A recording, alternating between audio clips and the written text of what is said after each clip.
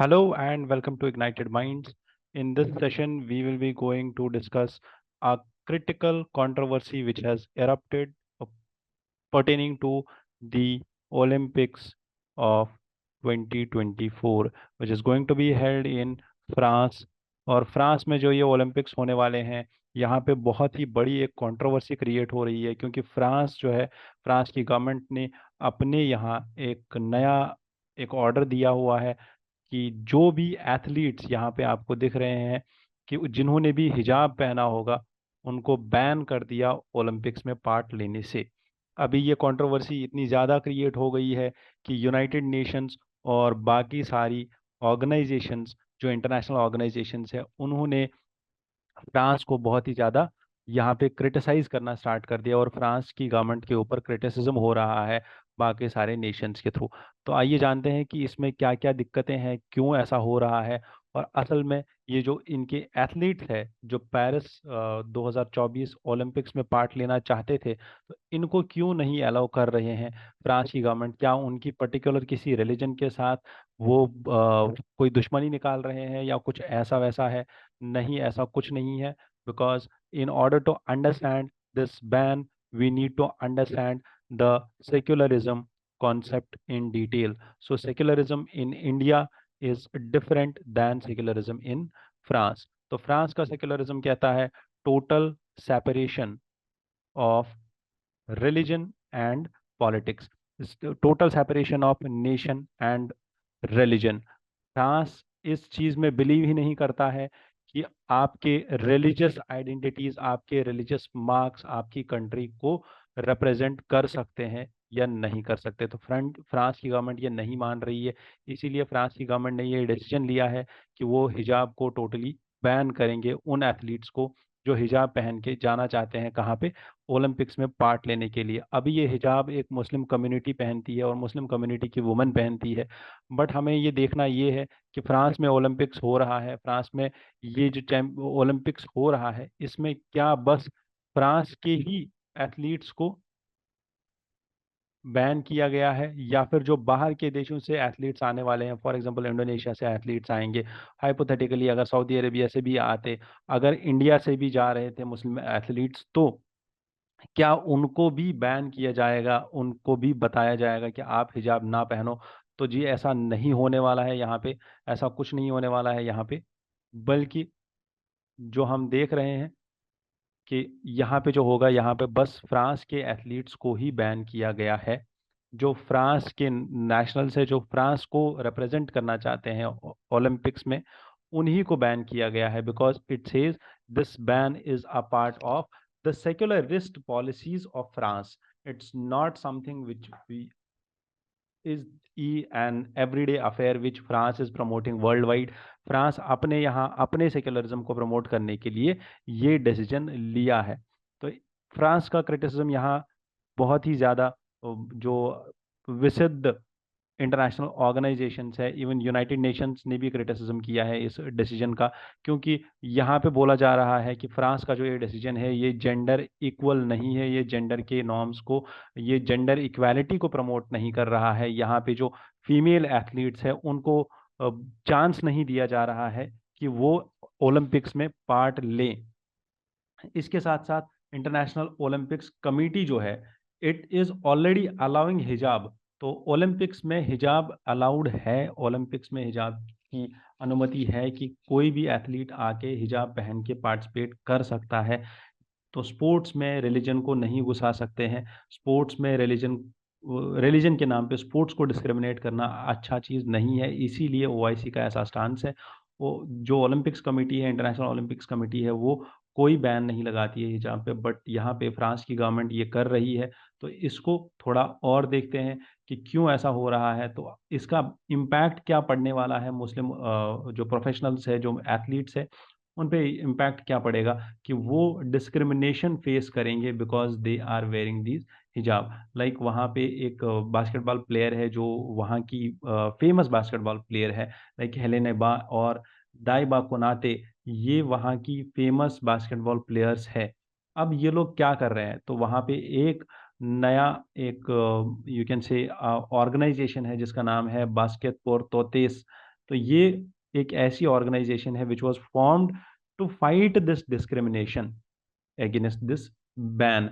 अभी ये लोग क्या कर रहे हैं, तो they are campaigning for this thing कि ये जो एथलीट्स थे या इनको तो एक तो चांस दिया जाए, और कुछ ऐसे इवेंट्स ऑर्गेनाइज कर रहे हैं जिसमें ये हिजाब वेयरिंग एथलीट्स पार्ट ले सकते हैं। So the broader implication of this would be कि जो मुस्लिम गर्ल्स है they won't now pursue their dreams in athletes, particularly when they are representing them this French flag. तो वो नहीं पार्ट लेना चाहेंगी इसके बाद। What they will do, rather they will go abroad, they will take part in other countries, through other countries and under the banner of other countries. तो वो वहाँ के स्पोर्ट्स इवेंट्स में पार्ट लेंगी। इसके साथ साथ हमें ये भी देखना है कि फ्रेंच गवर्नमेंट का पोजीशन, जो मैंने पहले भी बोला कि फ्रेंच के स्पोर्ट्स मिनिस्ट्री ने ये ऐलान कर दिया है कि फ्रांस के सेक्युलरिज्म के rules are important to the French government. तो इसीलिए it they claim that it's not a general ban but it applies to specific cases. कौन से स्पेसिफिक केसेस? बस वो केसेस है जो नेशनल टीम को रिप्रेजेंट कर रहे हैं, फ्रांस की नेशनल टीम को रिप्रेजेंट कर रहे हैं एथलीट्स, उन पे ही ये बैन लगेगा। बाकी कंट्रीज के एथलीट्स पे ये बैन नहीं लगेगा। तो ये समझने वाली बात है और बहुत इंपॉर्टेंट मुद्दा है ये यहाँ पे समझने के लिए। इसके साथ साथ ओलंपिक से ही जुड़ी दूसरी खबर भी है, और वो खबर क्या है कि यहाँ पे बात की जा रही है कि जैसे आपने बैन कर दिया है रशिया को ओलंपिक्स से, कि रशिया पार्ट नहीं ले सकता है ओलंपिक्स में, रशिया पार्टिसिपेट नहीं कर सकता है ओलंपिक्स में, वैसे ही आप इसराइल को भी बैन क्यों नहीं करते हो ओलंपिक्स में? क्योंकि रशिया ने अटैक किया यूक्रेन के ऊपर, रशिया जो है वो वॉर चला रहा है यूक्रेन के ऊपर, तो उसको आपने बैन कर दिया। बट जो इसराइल है वो भी तो गाजा स्ट्रिप में, गाजा में इतना ज़्यादा ह्यूमन राइट्स वायलेशन कर रहा है, तो वहाँ पे आप इसराइल को बैन क्यों नहीं कर रहे हो ओलंपिक गेम से? तो यहाँ पे बात ये आ रही है कि Israeli athletes should be banned from Olympics, ऐसा पैलेस्टीनियन कमेटी ने बोला। और पैलेस्टीनियन कमेटी जो है वो यहाँ पे प्रोटेस्ट भी कर रही है इस चीज़ को लेके कि इसराइल को भी बैन करना चाहिए ओलंपिक्स में पार्ट लेने से। तो क्या सच में ओलंपिक्स से बैन किया जाएगा इसराइल को 2024 में? तो यहाँ पे इस मुद्दे को थोड़ा सा और डिटेल में देखते हैं। So if you talk about it, तो साउथ अफ्रीका को भी एक बार को एक्सपेल किया गया था 1970 में, क्योंकि वहाँ पे बहुत ज़्यादा अपार्थाइड चल रहा था। रशिया की पार्टिसिपेशन को सस्पेंड कर दिया गया था 2022 में। बट क्या इसराइल को भी बैन किया जाएगा? तो ह्यूमन राइट्स जो एडवोकेट्स है, जो ह्यूमन राइट्स के प्रतिनिधि है, जो बोलते हैं ह्यूमन राइट्स के ऊपर, जो ऑर्गेनाइजेशन है अबाउट ह्यूमन राइट्स, उन्होंने बोला है, और पैलेस्टीनियन ऑर्गेनाइजेशंस ने इंटरनेशनल ओलंपिक्स कमेटी को बोला है कि इसराइल को बैन कर दिया जाए 2024 के ओलंपिक्स से। बट यहाँ पे देखने को ये मिल रहा है कि इसराइल के ऊपर अभी ऐसा कोई जो है एक्शन नहीं लिया गया है अभी तक। और यहाँ पे बोला जा रहा है कि ये जो जेनोसाइडल वॉर है इसके चलते, और जो ये वॉर क्राइम्स कर रहा है इसराइल गाजा में, तो उसी लिए इसको बैन कर देना चाहिए। बट अगर आप यहाँ पे देखो तो एक्चुअल इशू ये है कि फ्रांस के ही कुछ लेजिस्लेटर्स हैं जिन्होंने ये एक स्टांस लिया है आईओसी के पास, और उन्होंने बोला है कि आप इसराइल के एथलीट्स को और बाकी जो न्यूट्रल पार्टिसिपेंट्स हैं उनको एज न्यूट्रल पार्टिसिपेंट्स अलाउ कर दो फ्रांस के इन ओलंपिक्स में, मतलब इंटरनेशनल ओलंपिक्स में इनको अलाउ कर दो, whether they are from Russia, Belarusian, और they are from Israel, but they should represent themselves as neutral participants. ठीक है। बट जो इंटरनेशनल ओलंपिक्स कमेटी है जिसके प्रेसिडेंट अभी थॉमस बैक है, उन्होंने बोला है दैट कि इसराइल जो है उसकी सिचुएशन अलग है और रशिया की सिचुएशन अलग है। उन्होंने बोला है कि जो ओलंपिक चार्टर है उसको इसराइल वायलेट नहीं कर रहा है, बट रशिया वायलेट कर रहा है। इसीलिए रशिया को बैन कर दिया गया है, रशिया को सस्पेंड कर दिया गया है ओलंपिक गेम्स से। बट अभी तक इसराइल पे ऐसा कोई जो है स्टेप नहीं लिया गया है। Now the comparison between Russia and Israel if you see, तो Russia has violated the Olympic charter and Olympic truce of the International Olympic Committee. And ये कमेटी ये भी बोल रही है कि इसराइल के जो एक्शंस है गाजा में, चाहे वो आप उनको कितना ही जेनोसाइडल बोलो, आप उनको कितना ही वॉर अगेंस्ट ह्यूमैनिटी बोल दो, they do not constitute a similar violation as that of Russia. तो पेरिस में ये जो ओलंपिक्स है होने वाले हैं, और पेरिस में ओलंपिक की टॉर्च ऑलरेडी जल चुकी है।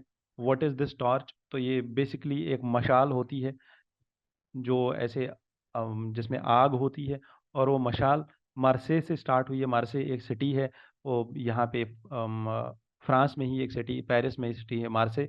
मार्से से स्टार्ट हुई है उस मशाल को लेके चलना, और वो बहुत सारे फ्रांस के लैंडमार्क प्लेसेस से होके गुजरेगी, और लास्ट में वो 26 जुलाई को वहाँ पहुँच जाएगी, और 26 जुलाई को जो है ओलंपिक्स के गेम्स स्टार्ट हो जाएंगे। तो ये था हमारे पास अभी तक का ये 2 news about Olympics. I hope you liked it. Stay connected, stay blessed. Thank you once again.